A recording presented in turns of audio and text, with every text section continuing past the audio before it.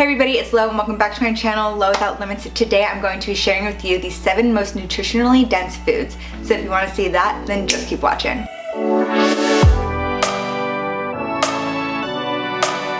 So all whole foods have a different nutritional profile with different nutrients, vitamins, minerals. Each different color of food has different vitamins attached to it, to where you truly need to eat the rainbow of food colors to get everything that you need. And your body also needs a ton of different vitamins and minerals and nutrients in order to function properly. But there are 7 foods that are just jam-packed with the most and can give you the most health benefits, to where if you could only eat 7 foods for the rest of your life, these ones are so good and have the most bang for your buck. So I'm going to go over those really quickly, and the very first one is salmon.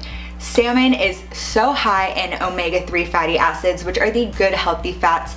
A lot of our bodies are too high in omega-6s than omega-3s, just based on the foods that we eat every single day. So you really need a good healthy balance of the two. So a really good way to get those is with a nice fatty fish like salmon. They're really good in omega-3s, and omega-3s are really good for your brain function as well as your heart health. Salmon also has a lot of magnesium, selenium, potassium, vitamin B, and is a really good source of protein. So if you're not vegan, if you still eat fish, then salmon is one of the best fish that you can eat.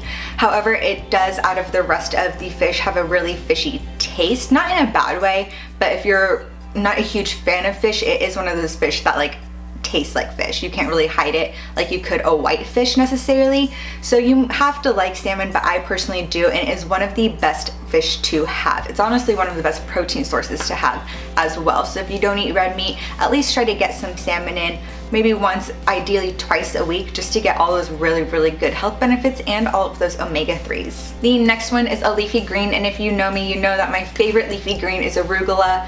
So it hurts to say that it is not arugula, it is kale. Kale is one of the most nutritionally dense greens, to where if you can only have a green, you can only put one green in your salads forever. Kale is the way to go. It is super fibrous, which really helps get everything moving. I've said this so many times that on average, the average person gets about 15 grams of fiber in per day when we need 20 to 30. So kale is a really good way to do so. For 100 grams of kale, you're getting 2 grams of fiber and 3 grams of protein.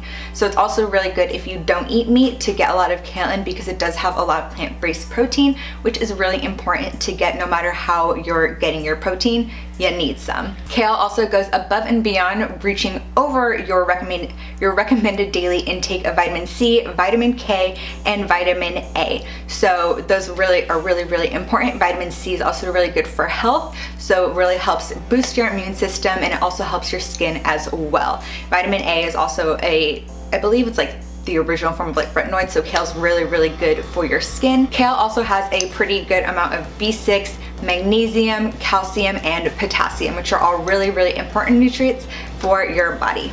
Another food that is packed with vitamins is garlic. I love putting garlic on anything. If you watch all my cooking videos, you know I put garlic and onion powder everywhere. And garlic raw is also really good. If you cook with it raw, throw it in some of your recipes, or eat it with a spoonful of honey if you're feeling a little UTI coming on. A little lady tip there. Guys too, I guess, can have UTIs, but it's mostly the ladies. And that is because it is an antifungal, and it has a lot of sulfur, so if you eat it, it also really helps with a lot of stomach issues, and is said to help reduce cancers. Of course, it's just something I read, not a doctor here. But it supposedly raises the bad cholesterol and higher the good cholesterol. So cholesterol, when you eat it, is really good for you, but of course you want to have a nice even balance of cholesterol. You don't want that bad cholesterol a lot higher than the good stuff. So garlic is supposed to help balance that out as well. Number 4 is potatoes. So people may think potatoes, all they are is just a starchy carb, but potatoes are actually really high in potassium, magnesium, iron, copper, manganese, vitamin C, and vitamin B. And because they are so starchy, that if you cook it and don't eat it when it's soft and with a bunch of butter on it. If you eat it and let it cool a bit before eating it, because of that starchiness of the potato, it actually is really a good source of fiber and soluble fiber. So if you do need to up your fiber, a potato is the really good way to go. Especially sweet potato, you get a little bit of that extra beta carotene in there, which is a really good benefit from vegetables that are orange. So a lot of orange vegetables like carrots also have that in there. The next one is the good old blue. So blueberries are so high in antioxidants. They're so tiny, but they're so full of antioxidants that they're truly one of the best. And they aren't like a super berry taste. So you can really throw them with anything, put them in a smoothie, put them on top of some oatmeal, and you get really good antioxidants. So they have a really low calorical value, but they're also high in fiber and high in antioxidants, which is really important for your body's health and just for boosting your immune system as well. There have also been studies done on blueberries that their antioxidants in there can actually cross the blood-brain barrier, which is really good for your brain health, and is said to also lower the bad cholesterol and just improve the mood of people who eat them. So blueberries are just great all around. Another food that's really good to eat if you are not a vegan is eggs, specifically the egg yolks. So a lot of people will just eat egg whites thinking that'll help lower cholesterol and help them lose some pounds, but the egg yolks are actually really important too, because that's where a lot of the nutrients are. So while they do have a bit more cholesterol, it's not something that's really bad. Obviously you don't want to get a lot of the bad cholesterol, but just eating cholesterol in your daily diet isn't a bad thing. And these egg yolks are so packed with so many things. They also have choline, which is really important for your nervous system and DNA, just like folate and B12. So egg yolks are super important. They also help your eyes and are a really good source of protein and healthy fats. So if you can have eggs, then I definitely recommend including the entire egg and not just egg whites in all of your meals. And last but most definitely not least, cacao or dark chocolate. If you think blueberries have a ton of antioxidants, dark chocolate has more, as well as copper, magnesium, iron.